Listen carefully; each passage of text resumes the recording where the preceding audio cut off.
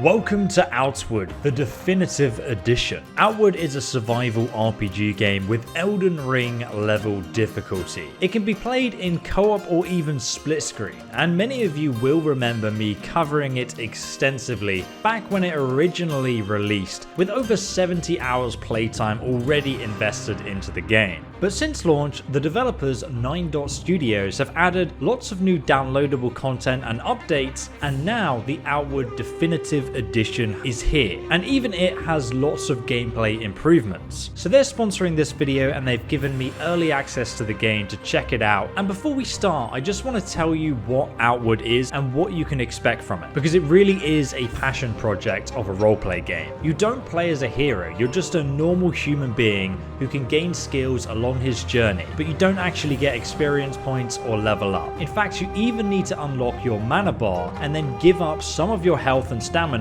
to dictate how much mana you get. Outward really doesn't just hand things to you on a plate in that regard. The game is about survival. You bring your tent, fire, and cooking pot, and then sleep with one eye open in case of an ambush. You see, stamina and health don't actually fully refill until you rest for the night, so preparation is everything. And every time you step out a city, it actually feels like you're going on an adventure. Even when you die, sometimes you don't die, you'll get imprisoned or you'll wake up in the middle of nowhere, or someone will take you back to town. There is a permadeath mode though. It also has an extensive crafting system that rewards intuitive experimentation and knowledge. You can craft poisoned rags, armor, weapons, and even build your own settlement later on in the game, which allows you to place buildings. Aside from the monstrous enemies that you'll be fighting in the deserts, marshes, or mountainous volcanoes, you'll also need to contend with the elements, which change with the seasons and weather. Like for example, if it's raining, you'll get wet and you'll have an additional resistance to fire, but also a weakness to lightning damage. And that also affects the enemies in the environment around you as well. Outward is a game with depth that really can't be truly understood by watching a trailer. You have to get in there and actually play it yourself. Not to mention, all this can be done sitting next to a friend in split screen or online co-op. But we're playing solo today and we're starting out from scratch because I've got some tips and tricks to share with you guys on getting started. Let's go ahead and start a new game. My name is not Jim, I must correct this. So this is character creation apart from actually matters in this game because you can play with other people. Oh my god, this man has seen a few battles in his time. And then I have hairstyle options. I think I'm going to go for this slick back look. All my life I've lived within the safety of Cirzo, spared the brutality of the world outside. But life in Ori is never that easy. For all the safety that my tribe provides, our laws are harsh. We are judged not as individuals, but as bloodlines. The failures of my bloodline weigh heavy on me. My grandmother, God bless her, brought ruin to our tribe long ago, bringing a heavy blood price upon my family. We've paid the debt caused by her actions ever since. I joined her exhibition across the sea with my old friend Yazan, hoping the money made there would be enough to clear my debts. This was a mistake. I'm lucky to still be breathing after our ship hits rocks on the return voyage. Now I have no choice but to pick myself up yet again and face the wild, untamed lands outside the walls. I must carve out my own future or die trying. So here we are on the coast of the shipwreck. The beautiful sunset or sunrise, I'm not actually sure. We'll find out soon enough though. So Outward is the kind of game where, you know, if you walk in a cave, it's going to be pitch black and you'll hear noises within of enemies lurking in the darkness. The light plays quite an important aspect, and obviously it's a survival game as well, so we're going to literally gather everything we come across on this beach. And we can sneak as well. Oh, tattered robes, yes, we'll pick these up for now. There are a few tips I have for you guys starting out, because I have played this game before, obviously, even though it was like 3 or so years ago, so if my knowledge is rusty in some spots, please don't grab your pitchforks and come after me. So we can drink this clean water back. If we follow this river upwards, down here, at the end we can find a fishing harpoon. And then through this archway just here we have a little bit of foreshadowing. There's a corpse here with a machete. Just up ahead in the distance here, you can see some hyenas. Okay, we got his attention, which is great. So now we can kill him. The best way to do it is to bait out his attack first. Oh god, and he's hit me there. And try not to let him mule us. There we go. He's almost down. I want to use my kick ability here. Stagger him, and then we can just finish off a few hits there. And we can take all of his stuff. There we go. Now we have this last hyena in the distance, hiding in the shadows. I'm bleeding to death slowly. Oh god. There we go, we've managed to finish them off. Alright, let's quickly loot these guys because they have hide and predator bones, which we need to upgrade some things later. I'm going to take off my clothing. I'm going to go to the crafting tab. I'm going to rip up my clothing, turn that into some rags, and then I'm going to very quickly craft some bandages. And then I'm going to go to my inventory and use these bandages, and then that's going to stop the bleeding because otherwise I'm going to die. There we go. Okay, now we're not bleeding anymore. And there is a hollowed out tree stump at the back here where I can get myself a straw hat. I don't need the torch, but I will bring the cooking pot with us. So now we're going to head back to the campsite we walked past earlier, and this is our friend Yazaz. Let's go and chat with him. Hey there. You'll catch a cold if you wander around without any clothes. Oh, so he gives us some clothes. That's good. Which we can also rip up to make more bandages if we want. We're not far from home. You can see the lighthouse from here, can't you? He's a Kazite. He was born on a ship. Go ahead and sleep in one of the extra bedrolls. Then we'll go ahead and rest in this bed until the survivors come. Now, usually when you're resting, you actually have a guard chance, which reduces the chance of you getting ambushed, which is like a random event that can happen, but we're just going to go ahead and sleep for a few hours right now. Unconsciousness comes quickly, and you dream of being ensnared in something. With a yelp, you jump out of your bed. Relief floods you as you recognize where you are. You're back in your old bed at home, the lighthouse in Cirzo. It was all just a dream. I'm joking. Yazan must have brought you back to your family lighthouse. Only your aching body tells you that the shipwreck you suffered was not a nightmare. Ah, so they have that covered. Okay, so wait, did I sleep on the floor? They've got some worker boots and worker attire, which I believe is actually better armor rating than our current armor. Go ahead and rip up our clothes into rags or linen, and then we can turn that into bandages. We're going to make as many bandages as we can, and then we can head downstairs. But before we go any further, there is a satchel here. We can go ahead and take our satchel, and it has a much bigger capacity than our pockets. And obviously just here we have a fireplace where you can put cooking equipment, alchemy table, and we also have a stash. And you have a bunch of things that you can pick up and loot in your house, and you even have a cooking area downstairs as well, along with a bunch of scrap metal. Oh, cooking! So this is a recipe, and if I go ahead and read this, it will make me learn a new recipe.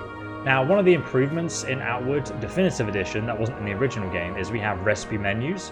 So now you can actually see items that you can't craft yet before you get to the workbench, which is so good for beginners. So I can look at everything I can potentially craft, all the recipes I already know, and I can see what's missing from what I currently have. You need to find the recipes to learn how to craft things in the first place, or you can just guess it and look it up on a Wikipedia. Now we're ready to venture into the open world.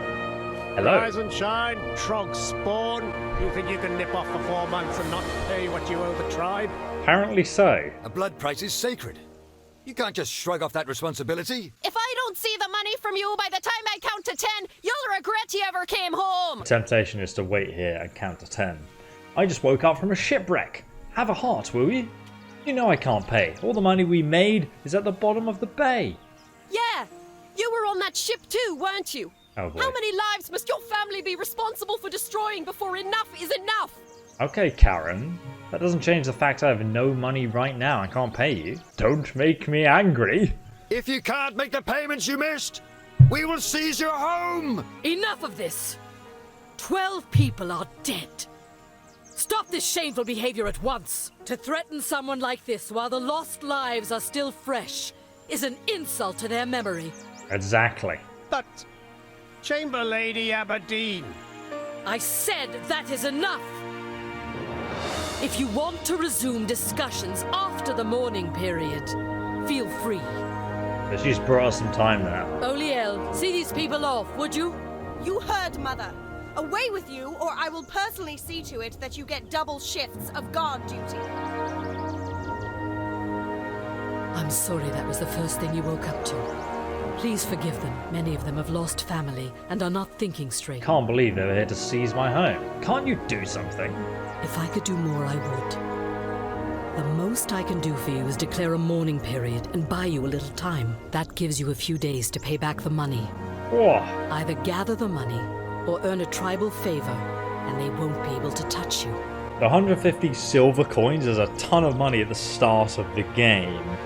So, first time I played, that's what I did. I gathered all that money, but you can also earn a tribal favor, which I'll show you how to do, and that's like a really easy method around it. And then you can spend the money on equipment and skills, which is much more useful. But those 5 days, if they run out, you do actually lose your home. You can buy it again later, but a lot of the quests have timers and consequences if you don't fulfill them. Once you can make the payment, come see me. I can't possibly accomplish that. I need more time. The blood price is unfair. No, we must take this like a man. That does seem like your most effective option, dangerous as it is. Never forget, no one is an orphan in Ciezo. Do not hesitate to ask the rest of the tribe for survival advice. If you can do a great deed for someone in Ciezo, we will owe you a tribal favor. Once you're ready to leave Ciezo, speak with Burak, the Gate Warden. May your ancestors watch over you. Okay, so here we are in the town of Ciezo, and currently there's a few things we can do before we actually leave town to prepare ourselves.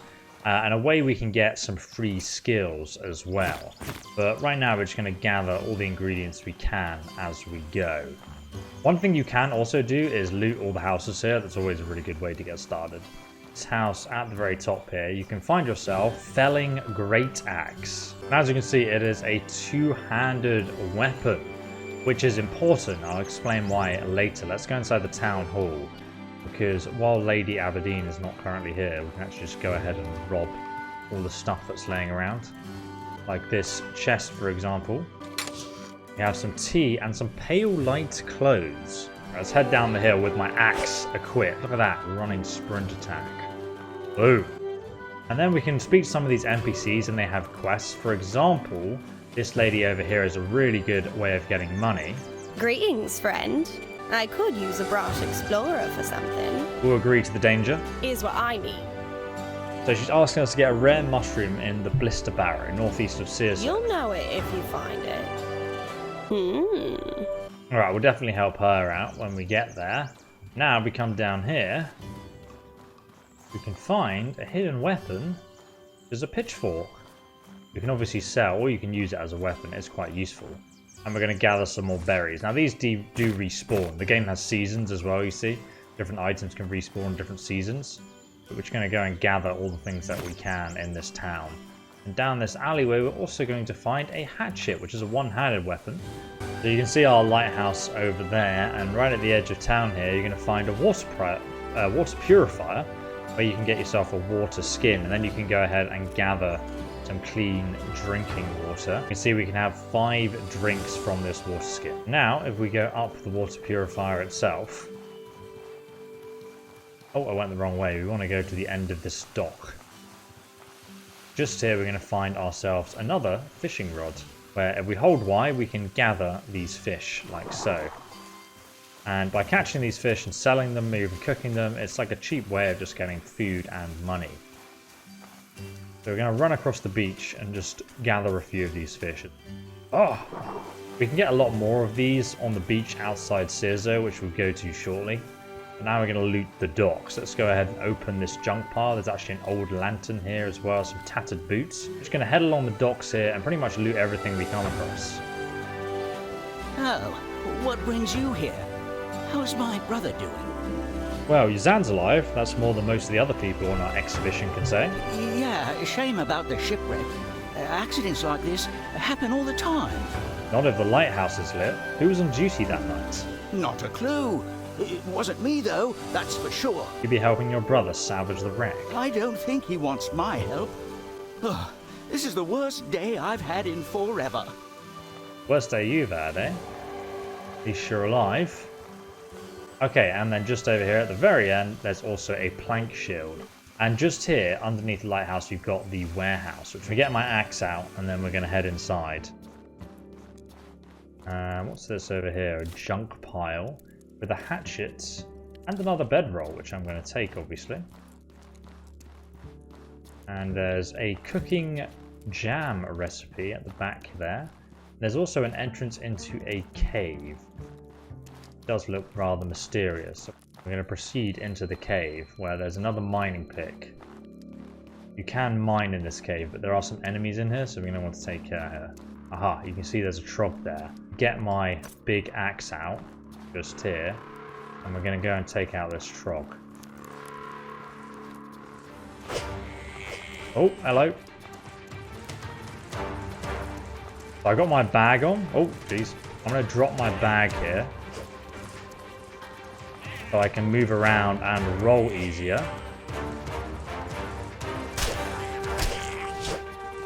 We're going to try and slowly take out these guys. Oh, want to retreat a bit. We'll guide them back into the warehouse where we can more easily battle them. Try and let them take a running attack at us.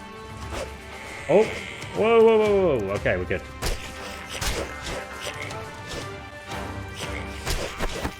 Oh man, took a lot of damage there. Trying to take on two of these guys at once is pretty hard, because they can both just run at you and constantly attack like that. Oh, we should be able to go ham. There we go. We managed to just about kill them. And the other thing is not to forget where you dropped your bag.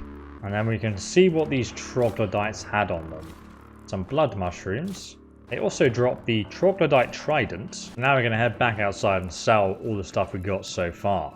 So here we are at the marketplace. We can go ahead and speak to the people here. And if we just talk to him... Can you lend me a hand? Master Chef will actually ask us to make the Cerzo quiche, or ceviche. Yes! We already picked up the recipe inside the house, so we can actually do that. So if we go to our recipes, you can see we already caught that rainbow trout earlier. We have the seaweed from the beach, and we just need some salt, which is really easy to get. So let's go ahead and head down to the water.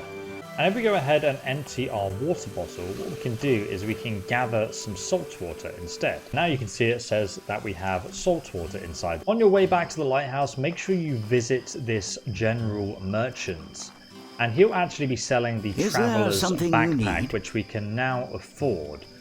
Here it is, the Nomad backpack for 25 gold. Best purchase you'll ever make in your life. So now we're back home, we're going to head downstairs to our cooking area. Under the lighthouse just over here. We can actually pick this bread up. It does respawn, interestingly enough. And there's also some jam here. And we can use our kitchen. So what we're going to do here is we're going to add salt water. And then we're going to go ahead and craft. And that gives us 5 salt and 5 clean water. Now we can make the Cerzo quiche. Go ahead and craft this. Now the food you make in the game not only stops you from starving, but it also gives you loads of benefits to your character, meaning you have more health, more stamina regen, more mana regen, and so on. So we're going to make some meat stew. And then we're going to swap over to the Nomad backpack, and as you can see it actually has a holder for your lantern, which means I can now use the great axe, and I can still carry a lantern around that lights the way.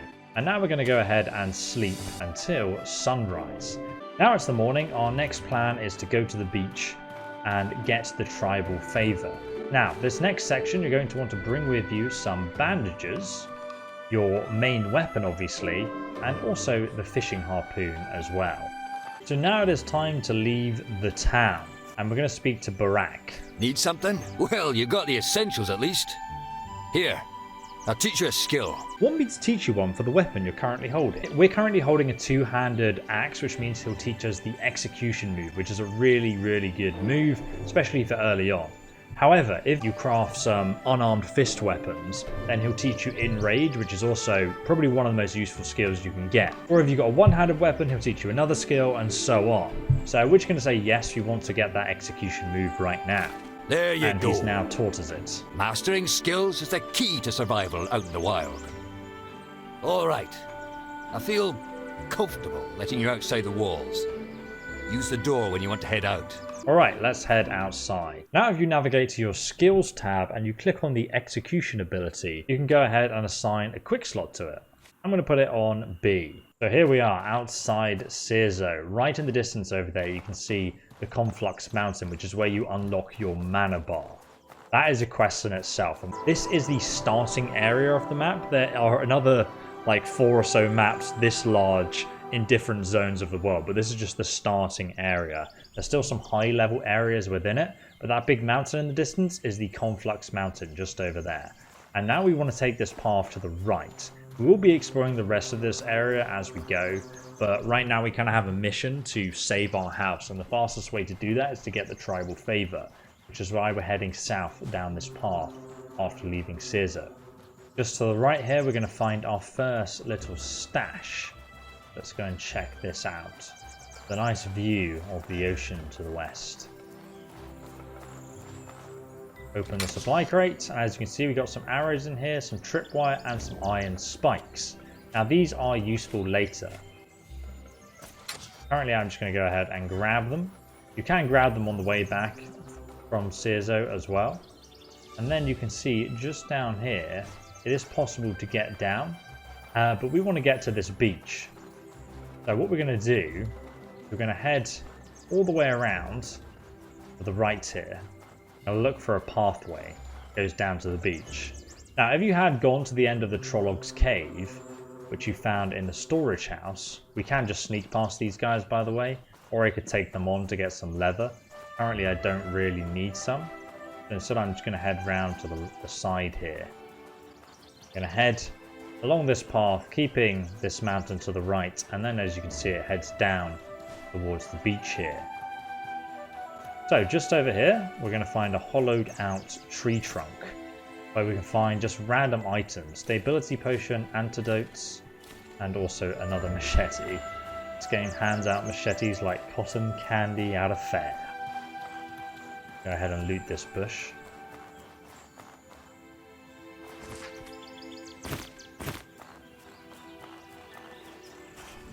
Oh god! Jesus. Okay, we just got attacked by one of these crabs, so I wasn't paying attention. So, we can deal with these guys, though they are quite difficult. I'm going to come around behind him.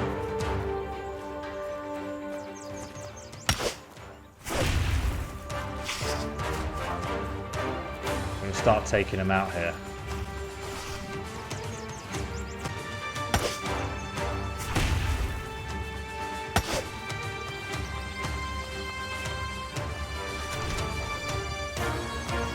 Now, if you feel like you've bitten off more than you can chew, you can just go ahead and run away and just break eye contact and crouch behind something.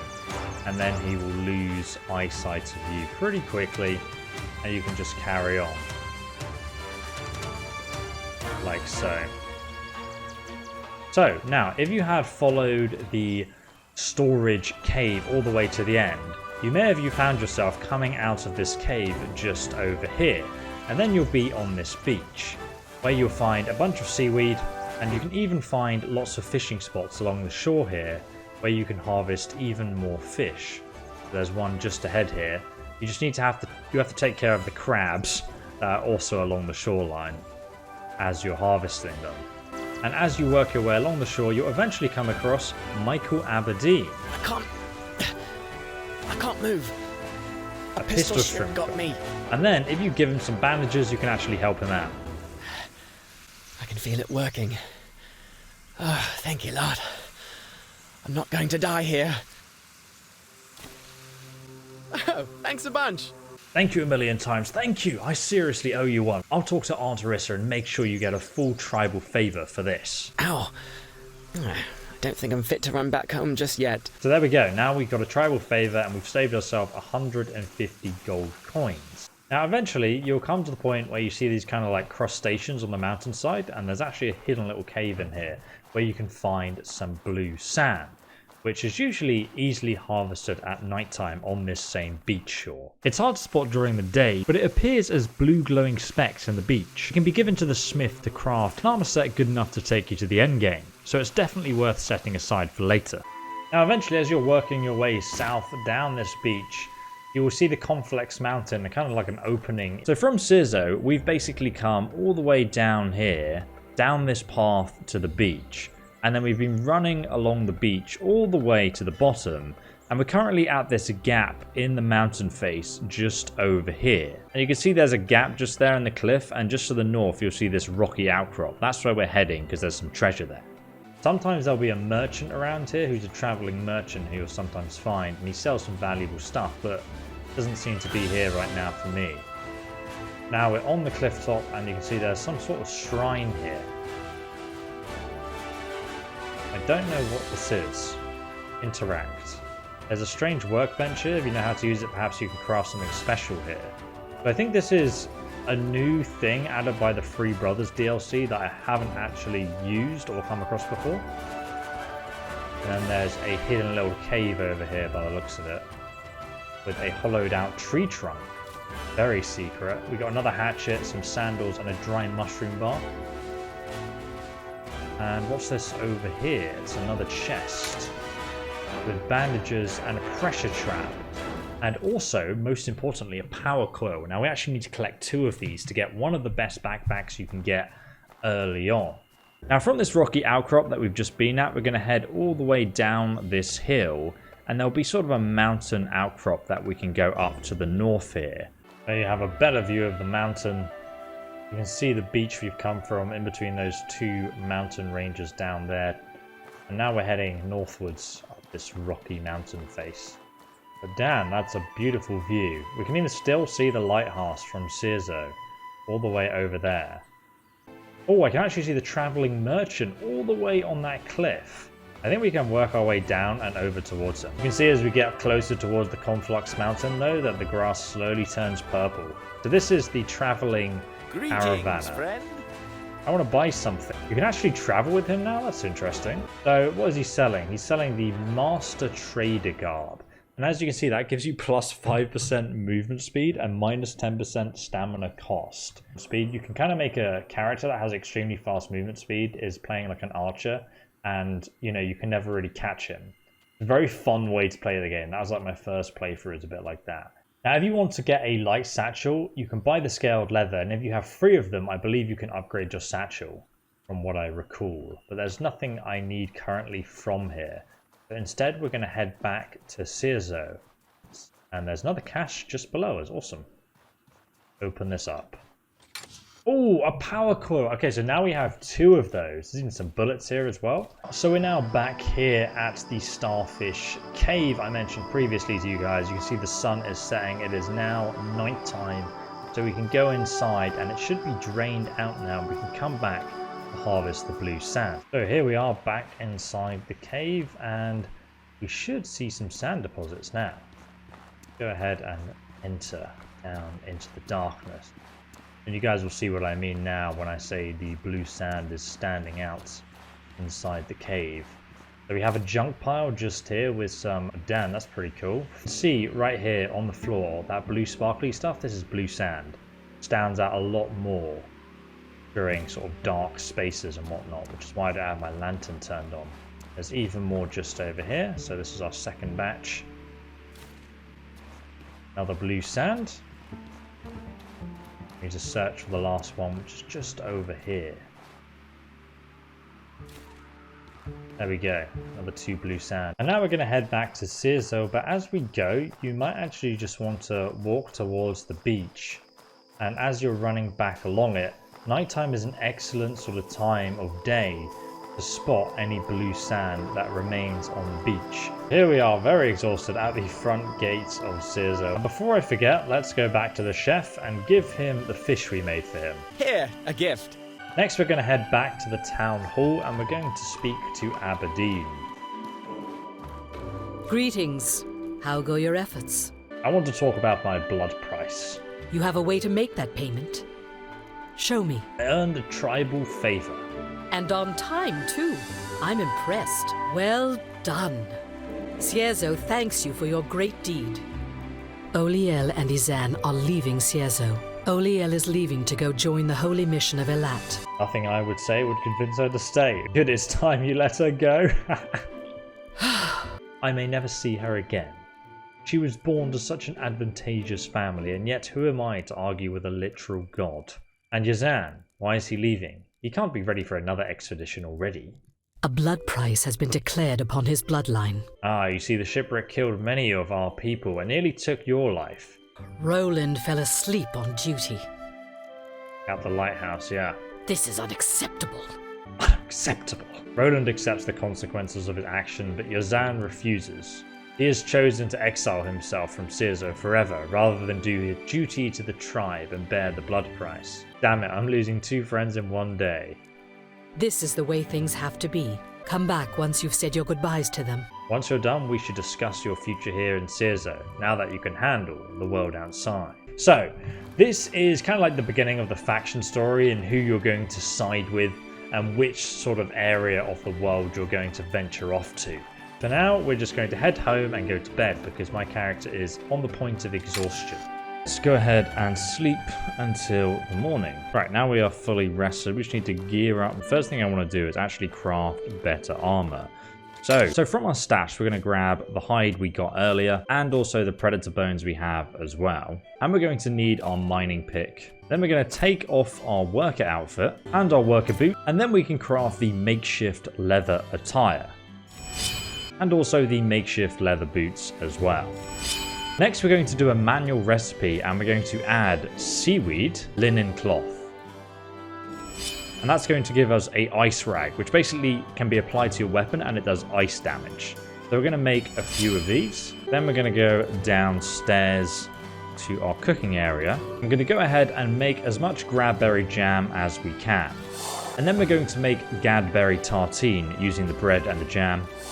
And this is really good for energy. Next, we're going to do a manual recipe using the Osha spice beetle and also some water. And this is going to make us some tea called bitter spicy tea. This restores your stamina, protects against cold, and insta-cures infections. So we're just going to go ahead and craft as many as we can.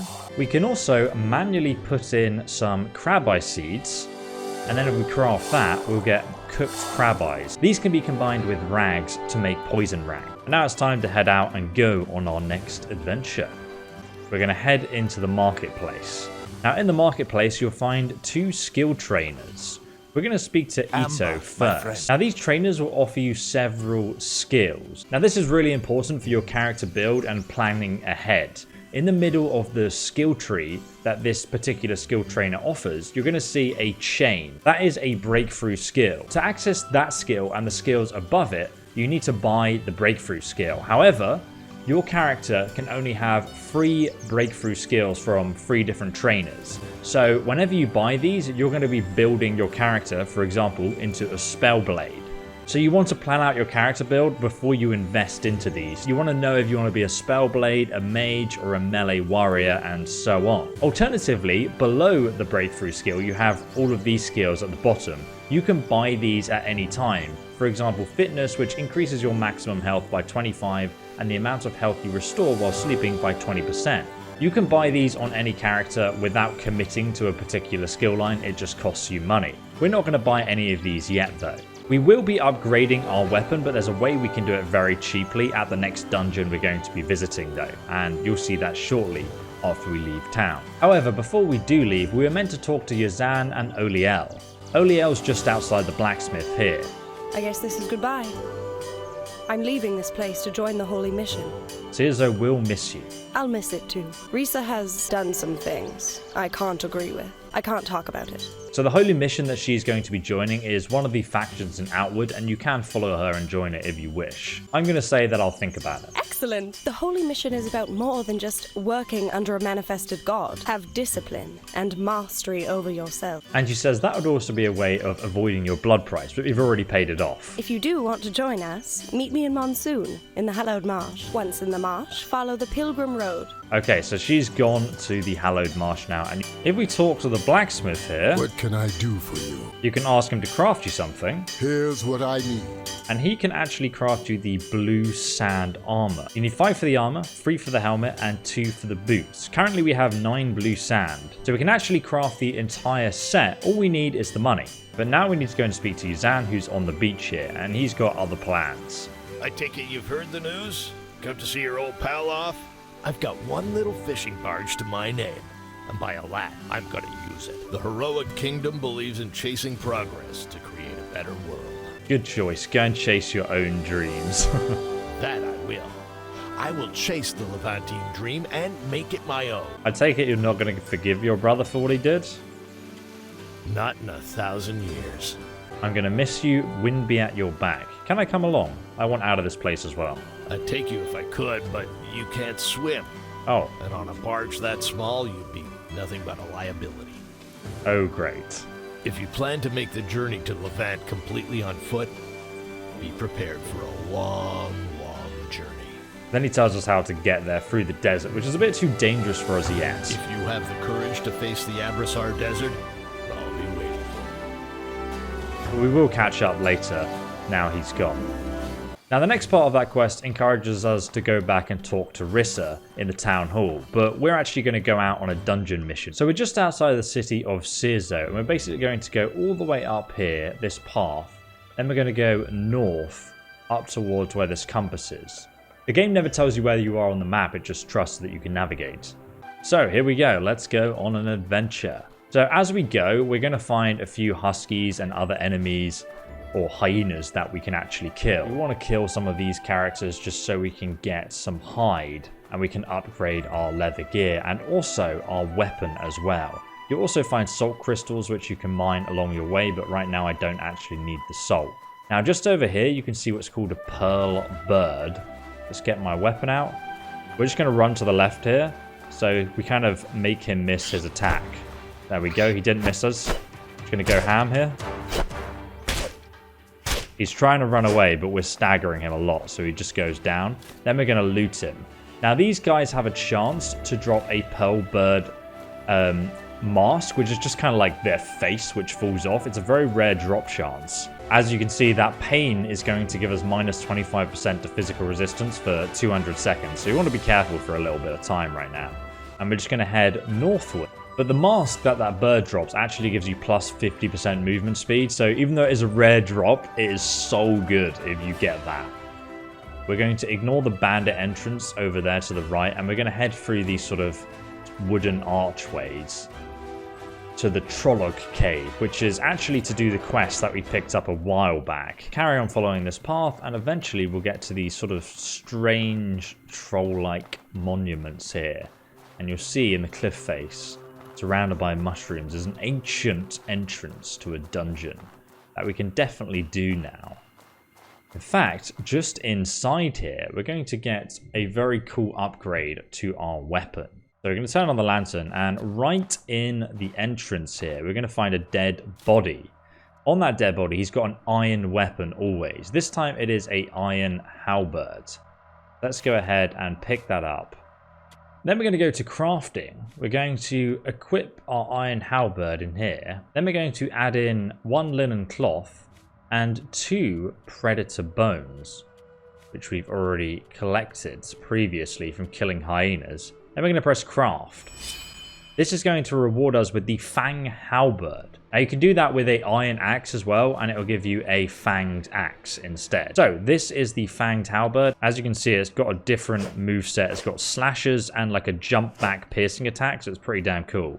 And now we're going to proceed into this cave full of trogs.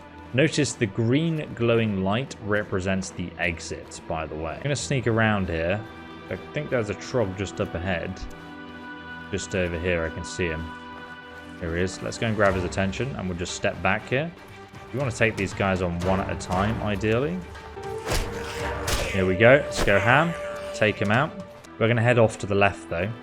The reason we're here, though, is to find the giant mushroom and the giant heart garnet. The cave is rather small and dark, but if you take your time, you'll find the giant heart garnet here in a small room off to the left. Picked up our bag again. Look at this nasty creature. Disgusting. And just around the other side of this nasty looking creature, there's actually an iron ore vein, which we're going to go ahead and mine this actually. Get some iron scrap and a gravel beetle, which we can also use to craft with. Then you'll soon come across a large central cavern. So if we look down there, you can see right in the middle of this sort of central area, there's a giant mushroom.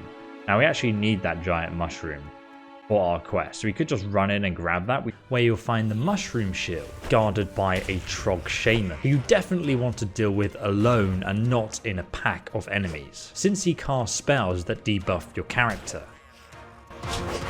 Dodge that.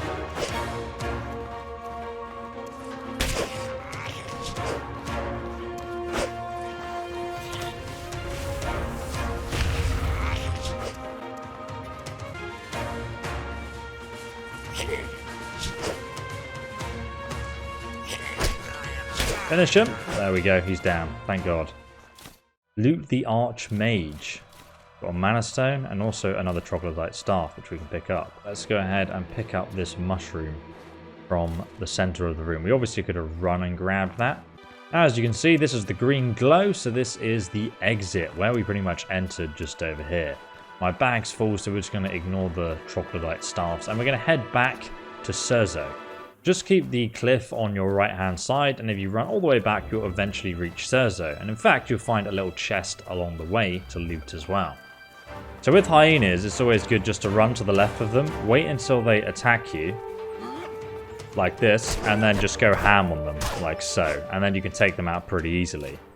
And they'll have a chance of dropping hide and raw meat, and also predator bones. So now we're inside the town, let's go back and speak to this lady standing on the balcony here. Here we are. Greetings, friend. And then we can give her the quest items. Lend me your ear. I have this unusual item. I'm always interested in curiosities. What have you got? I found this strange garnet in a ribcage of an ash giant. Oh-ho, an interesting piece. 30 silver, deal. Excellent. I found that rare mushroom you wanted. You've earned this. And she gives us 70 silver, and we've done her quest now.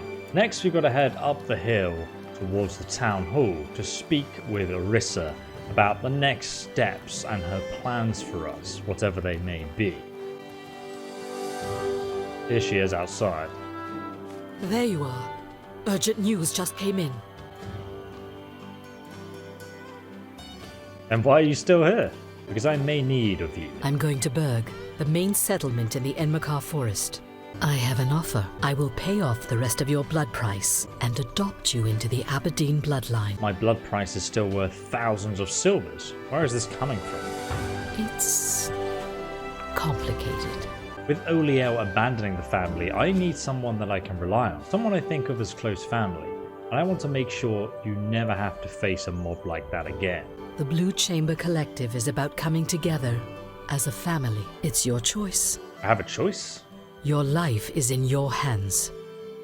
I'm literally holding this spear up to her. You will need to prepare travel rations. So she's now travelled off to Berg. So the end marker forest is all the way across the map over here. But before we can go that direction, we need to prepare some travel rations in order to travel to the next area of the map, which is the forest. But before we go, we've got some unfinished business in this bandit camp and also at the Conflux Mountain in order to activate our mana bar and start using some wizardry.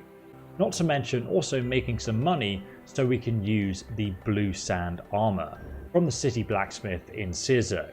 That's all going to be what we're doing next episode, and we're actually going to be carrying on with a co-op playthrough as well. So you can find that episode linked down below, and if you guys liked what you saw, drop a like on the video and you can pick up the game from the link below as well. But thank you so much for watching. I'll see you in the next one.